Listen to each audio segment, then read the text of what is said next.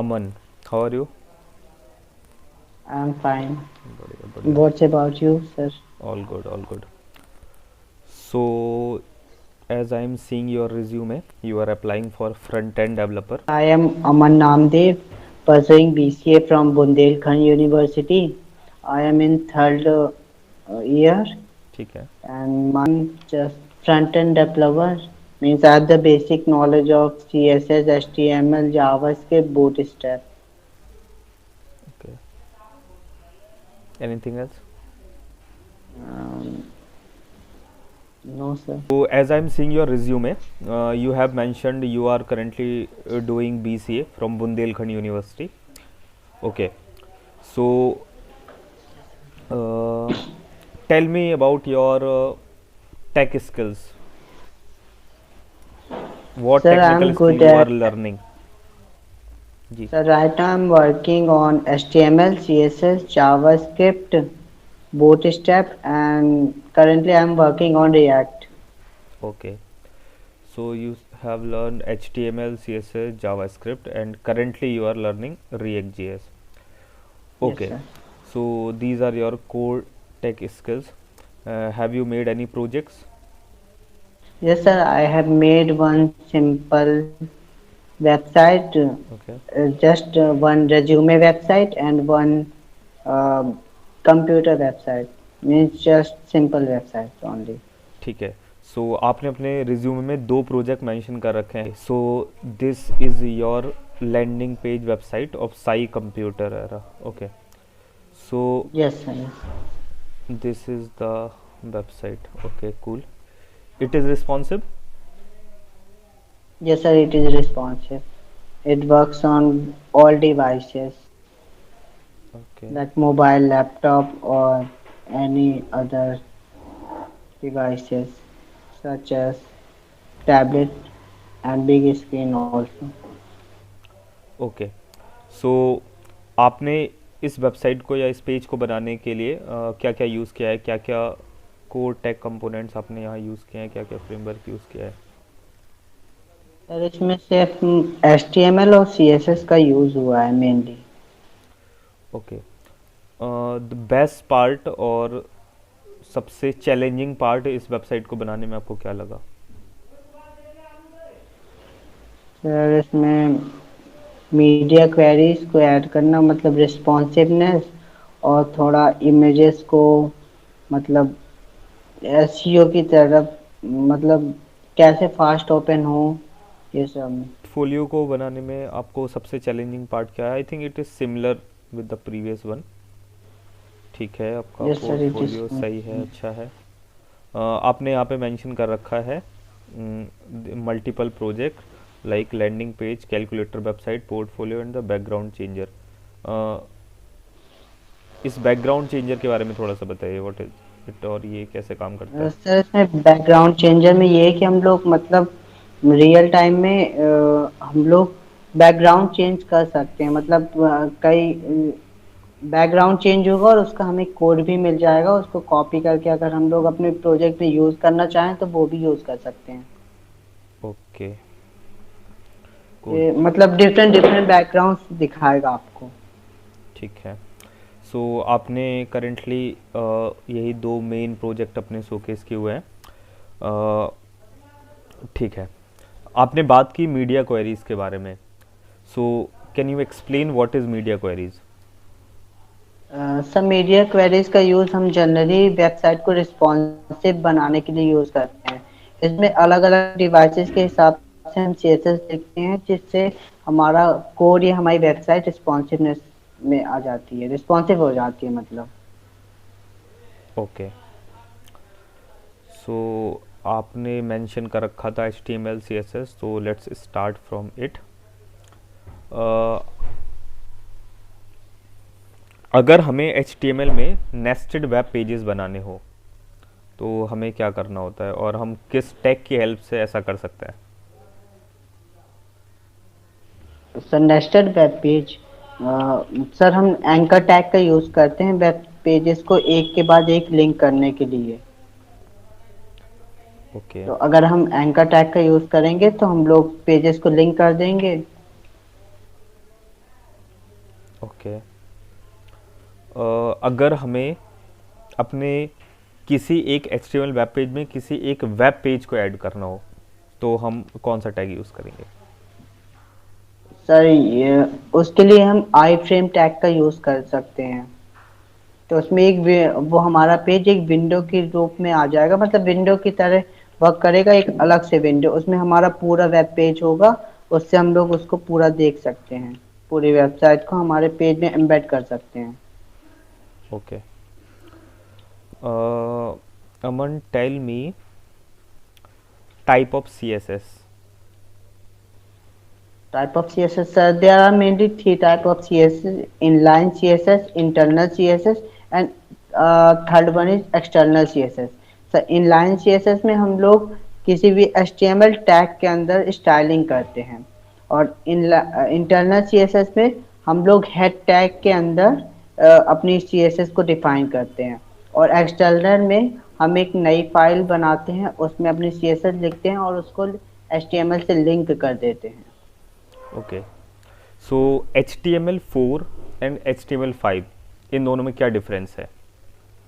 Sir HTML5 में मतलब काफ़ी सारे नए टैग्स आए थे, जैसे कि एसाइड हो गया, और सेक्शंस हो गए, हेडर्स हो गए, मतलब ये थोड़ा हमारा न्यूली वर्जन्स में आ गया। और ओके। HTML4 में हम लोग ज़्यादातर XML का यूज़ करते थे, hmm. Extensible hyper text markup language. Okay, it's extensible markup language. Okay, ठीक है। Next, you can tell me there are selectors in CSS। तो कितने टाइप्स के होते हैं सिलेक्टर्स? या second one ID selector, can third. You repeat again? हाँ sir, 5 प्रकार के होते हैं सिलेक्टर्स। ओके, प्लीज पहले एक्सप्लेन। यूनिवर्सल सिलेक्टर, ठीक है। Second one is ID selector, third one is class selector, fourth one is adjacent selector, and the fifth one is group selector. Okay, explain one by one. Sir universal selector में हम asterisk का use करते हैं, जिससे हम एक बार में पूरी मतलब पूरे CSS को स्टाइल दे सकते हैं। ओके। और इसके बाद आईडी सेलेक्टर होता है, तो इसमें हम लोग आईडी के थ्रू टारगेट करते हैं, मतलब अगर हमें कोई भी स्टाइल चेंज करना है तो हम आईडी से टारगेट करते हैं उस एलिमेंट को, उससे हम लोग अपनी स्टाइल लगाते हैं। Third one is class selector, इसमें हम लोग क्लास के थ्रू अपना CSS अप्लाई करते हैं। Fourth one is group selector, इसमें हम कई सारे मतलब सेलेक्टर्स को ग्रुप में कर लेते हैं, जैसे कि हेडिंग हो गई, पैराग्राफ हो गया, एंकर टैग हो गया, सबको इकट्ठा ग्रुप किया और सबकी स्टाइलिंग एक साथ दे दी। इसे कहते हैं ग्रुप सिलेक्टर्स। और एक और ओके। सो आपने बताया कि आप करेंटली JSP प्रिपेयर कर रहे हैं। सो अगर मेरे पास कोई एक HTML वेब पेज है और मुझे उसमें JS को इम्प्लीमेंट करना है, सो या सो आई एम सेइंग सपोज हमारे पास एक HTML वेब पेज है और हमें उसमें किसी JS को इम्प्लीमेंट करना है। मुझे जावास्क्रिप्ट का कोई एक कोड है, ब्लॉक ऑफ कोड, उसको अपने उस HTML वेब पेज में इम्प्लीमेंट करना है। So how can we achieve this? Sir, हम बॉडी के नीचे बॉडी में जाएंगे, लास्ट पे उसमें हम स्क्रिप्ट टैग लगाएंगे, और उसके अंदर हमें जो भी मतलब जावास्क्रिप्ट पर कोड लिखना है उसको उसमें रख देंगे और वो चल जाएगा। Okay, please explain data types in JavaScript. Data types data types are generally use to, sir data types बताते हैं कि हमारा डेटा किस टाइप का है, जैसे कि कैरेक्टर है, बूलियन है, इंटीजर है, डबल है, लॉन्ग है, फ्लोट है। ठीक है। सो अगर हमारे पास एक डेटा टाइप फ्लोट का है एंड और एक डबल टाइप का है, so what is the difference in float and double? Sir जो फ्लोट वैल्यू होती है उसमें बाय डिफॉल्ट उसकी रेंज कम होती है, और जो डबल होता है उसकी रेंज ज़्यादा होती है। मतलब हम फ्लोट में कम डेटा स्टोर कर पाते हैं, लेकिन डबल में हम लोग ज़्यादा डेटा स्टोर कर पाते हैं। Okay. Different type of variables in JavaScript. different type of variables. Different type of variables in Like JavaScript. how we define variables. Sir हम लोग डिफाइन करने के कुछ रूल्स होते हैं, जैसे कि जो फर्स्ट वर्ड हो हमारा, वो हमेशा नंबर से हो, या तो अंडरस्कोर हो सकता है, या तो नंबर कैरेक्टर हो सकता है, नंबर नहीं हो सकता, बीच में नंबर हो सकता है। और जब भी हम नेमिंग करते हैं तो उसमें स्पेस नहीं होना चाहिए, अंडरस्कोर का यूज कर सकते हैं हम लोग। How we define variables in JavaScript. Sir by using let, const और var. Explain one by one.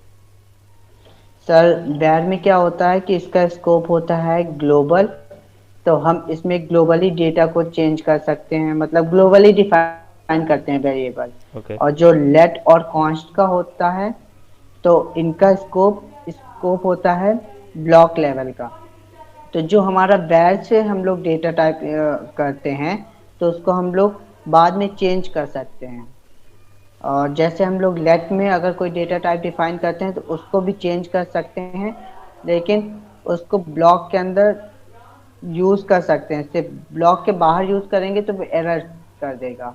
और इसी तरह कॉन्स्ट में ये भी ब्लॉक लेवल है, तो इसे हम ब्लॉक स्कोप में यूज कर सकते हैं, लेकिन कॉन्स्ट की जो वैल्यू होती है, मतलब वेरिएबल को हम दोबारा से रीडिक्लेयर नहीं कर सकते, लेकिन वैर और लेट में रीडिक्लेयर कर सकते हैं। Okay. Uh, you have a knowledge about SEO. So yes sir. suppose we just created a new web page, or for example you have a Sai computer something project, और अगर आप गूगल पे search करते हैं then suppose this comes on the bottom page, on the bottom line, and you want to achieve this on the top of, like in the top 1, top 2, top 3. So हमें इसके लिए क्या करना होगा, and how can we achieve high number of SEO in our website? Sir इसमें कुछ descriptions होते हैं, मेटा टैग्स के अंदर हम अगर उसको डिस्क्राइब करते हैं, और ओके. जैसे कि हमारे कीवर्ड से रिलेटेड हो गया, इन सबको डिफाइन करते हैं तो हमारी थोड़ा रैंकिंग आ जाती है। और जैसे कि हम लोग अपने वेब पेजेस में जैसे जो हेडिंग वगैरह है इन सबको प्रॉपरली यूज करते हैं, तो उससे भी काफ़ी ज़्यादा इफेक्ट पड़ता है हमारे वेबसाइट में। और जैसे कि हमें हमारे वेबसाइट में कम से कम नहीं, मतलब सिर्फ एक ही H1 टैग होना चाहिए, और वो हमारा मतलब मेन सेक्शन में होना चाहिए, मतलब हीरो सेक्शन जिसको कहते हैं, जिससे हमारा सर्च इंजन ऑप्टिमाइजेशन हो जाता है। मतलब एक से ज़्यादा हेडिंग टैग नहीं होनी चाहिए, H1 टैग जो प्राइमरी होती है। Okay, there are certain rules. Okay. Can you explain high order function in JavaScript? High order function, sir I don't know. Okay. Mm, what is Bootstrap? So Bootstrap is a framework of CSS ठीक है. in which there are some predefined libraries or some predefined codes which we have to use, which we can use in order to make our code faster, Okay. and it saves a lot of time by ठीक है. providing predefined code. Do you have any knowledge of jQuery? No, sir. Okay. Uh, we can create website by using HTML, CSS and JS. Still we are using React.js. So why it is important, and what are the advantage over normal HTML, CSS, JS of React.js? Why it is in demand? Sir react JS हमारा जो complex front end होता है उसको easy बना देती है, मतलब जो हम लोग को कॉम्प्लेक्सिटी होती है जावास्क्रिप्ट से बनाने में, वो सारी चीज़ें वो बहुत इजीली कर सकते हैं हम लोग रिएक्ट के through. Okay. So you have to implement React in your web page. So what is the steps, अगर मुझे अपने एक वेब पेज में एक रिएक्ट पेज क्रिएट करना है जो रिएक्ट की हेल्प से बनाया जाए एक web page, so what are the step, how we can achieve it, start from scratch, sir from installation? Okay sir, सबसे पहले तो हमारे पास नोड जेएस इंस्टॉल होना चाहिए हमारे सिस्टम में। ओके। फिर उसके बाद हम टर्मिनल खोलेंगे, टर्मिनल ओपन करेंगे, फिर वहाँ पे हम टाइप करेंगे npm इंस्टॉल रिएक्ट। ओके। फिर उसके बाद हमारा रिएक्ट ऐप इंस्टॉल हो जाएगा। फिर उसके बाद हमें जेसन फाइल वगैरह देखेंगे तो हमारा उसमें रिएक्ट के बारे में सारी डिटेल्स आ जाएंगी, जैसे कि किसमें कितनी डिपेंडेंसीज वगैरह हैं, क्या है, मतलब कैसे रन कर देंगे, ये सब चीज़ें। फिर अब जब हमें रिएक्ट को रन करना होता है तो हम लोग लिखते हैं npm start run start react. Okay. You said about media queries. Explain media queries. I think I have asked this question already. Yes sir, yes sir, Okay. you have asked it already.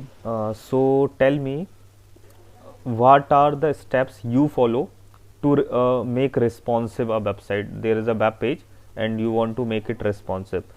So what your approach, कैसे आप सोचते हो कि मुझे इस website को responsive करना है, तो हम कैसे करेंगे? What steps you follow?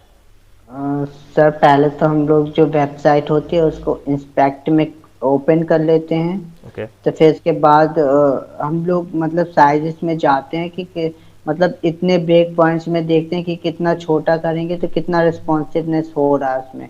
जहाँ जहाँ जिस ब्रेक पॉइंट पे लगता है कि रिस्पॉन्सिवनेस नहीं है तो उस पॉइंट के लिए अलग से मीडिया क्वेरी लगा देते हैं। ओके। तो उससे काफ़ी इम्प्रूवमेंट हो जाता है। ओके। सो जब भी हम अपने कोई वेब पेज बनाते हैं then hosting is very important. And आपने लाइक अभी इंडिविजुअल प्रोजेक्ट करे हैं and you want to work with team, तो ऐसे पर हमको कोई भी एक वर्जन कंट्रोल सिस्टम यूज़ करना होता है। So which one version control system you used? Sir, I prefer to use Git, okay. GitHub. What is the difference between Git and GitHub?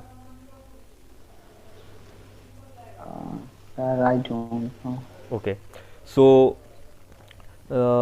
suppose you have to create a repository and you have to post a code in a repository named your Sai computer. Yes, So sir. what is the process to create a repository and upload it? Sir मैंने भी drag and drop करके सिर्फ बनाना सीखा है, मतलब command line से अभी नहीं आता।